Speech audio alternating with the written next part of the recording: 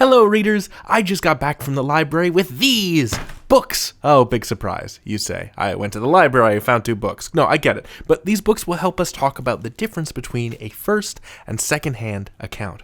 You see, this is a travel diary written by a young man on the Oregon Trail like 150 years ago, whereas this is a book about the Oregon Trail written last year.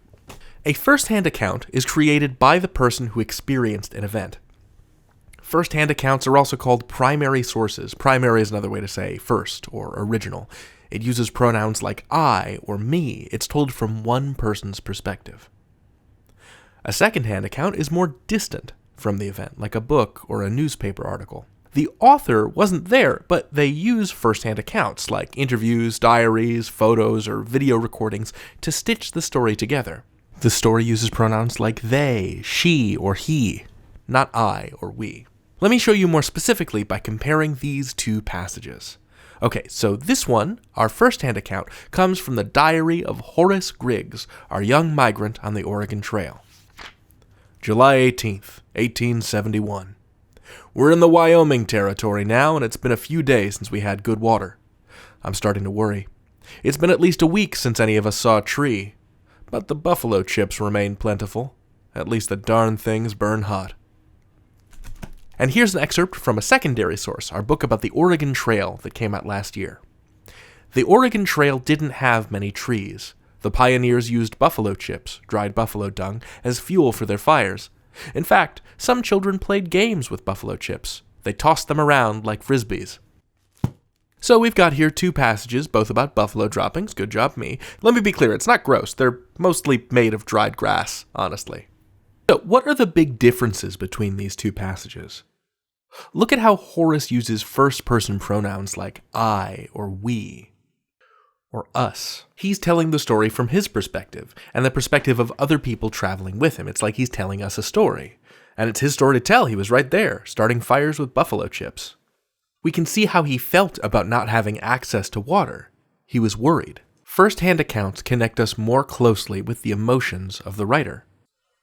And because he was there, he can accurately describe his experiences. However, this guy can only describe his own experience. He doesn't know what it was like in other wagon trains. He doesn't know what it was like to be a native community encountering these settlers. He's writing from one perspective, and it's his perspective. Now, look at the second passage. It uses the pronouns their and they to refer to the pioneers and their kids. What does that tell us? The writer is not part of the group, wasn't there, doesn't consider themselves part of the us, the way that Horace considers himself part of an us. The author is more distant. It's not the author's individual story. Instead, they're trying to tell the stories of other people through research. This is what makes it a secondary source, a second-hand account. Because second-hand accounts are more distant from the events they describe, they're usually less emotional. The author of this second passage, for example, isn't worried about anything that's happening to the pioneers. They're not even referring to a specific set of pioneers. They're talking about what these migrants did in general. They're giving you background knowledge, general knowledge. That kind of distance lets the author of a second-hand account cover more ground. They don't have to stick to the narrative of one family, or one person, or even one moment in time. First and second-hand accounts are both important. When I was a kid, they used to advertise sugary cereals as part of a balanced breakfast. A little bowl of sugary cereal, a glass of milk, a bowl of fruit, maybe a sausage, some toast. Well, think of primary and secondary sources as part of a balanced information diet. A little of column A, a little of column B. You just gotta take your knowledge spoon and dig in deep into your perspectives bowl. That's a thing that I made up just now.